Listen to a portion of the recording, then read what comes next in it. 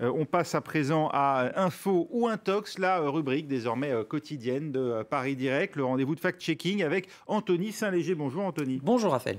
Et on s'intéresse à la publication d'une vidéo. Elle montre une agression sur un quai de gare pour véhiculer un message anti-immigration. Oui, la publication Facebook date du 14 septembre. Elle émane de Thierry Tsaglos, membre du Rassemblement national. Voici son compte Facebook, ancien candidat aux élections départementales. Et voici la scène de délinquance qu'il partage.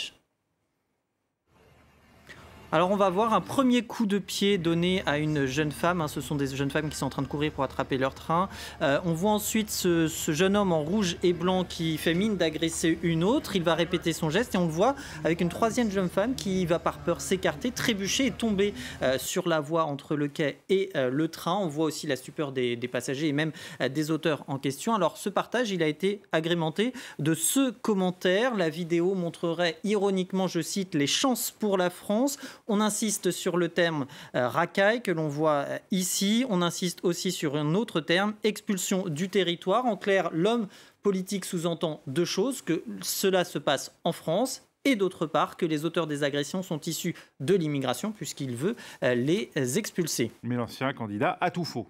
Effectivement, puisque si on regarde de près l'image, on voit que le train n'est pas celui qui ont pour habitude de circuler ici en France. Et puis quand on utilise l'outil Invid qui vous permet de savoir d'où vient cette vidéo, eh bien, notre équipe a pu revenir sur plusieurs articles, dont celui-ci qui relatait l'incident. Et la scène, elle n'a pas lieu en France, mais à Dublin, en Irlande donc. Et nous sommes le 1er avril 2021.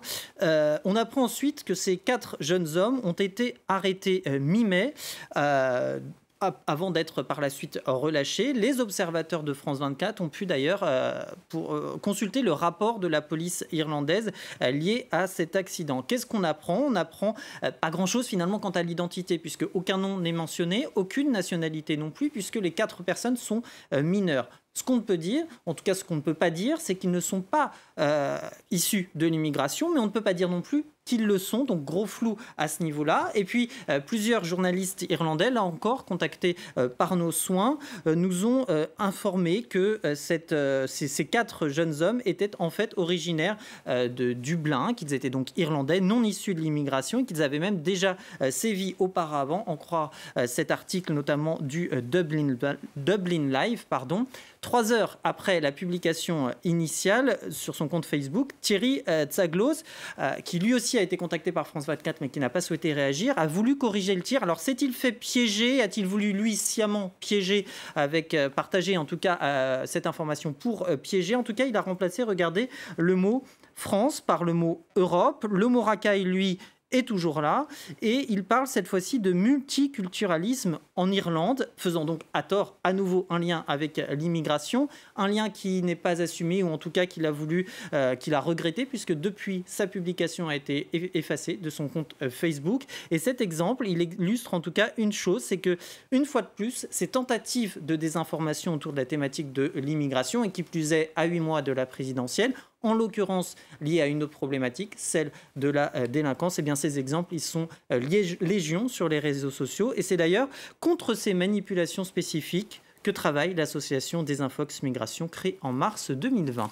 Merci Anthony Saint-Léger. Info Intox à retrouver sur notre site internet, le site de France 24. Effectivement, et si une photo ou une vidéo circule, si elle vous interpelle, si vous doutez de son contexte ou de sa véracité, n'hésitez pas à nous envoyer un message via notre compte Twitter Info Intox France 24.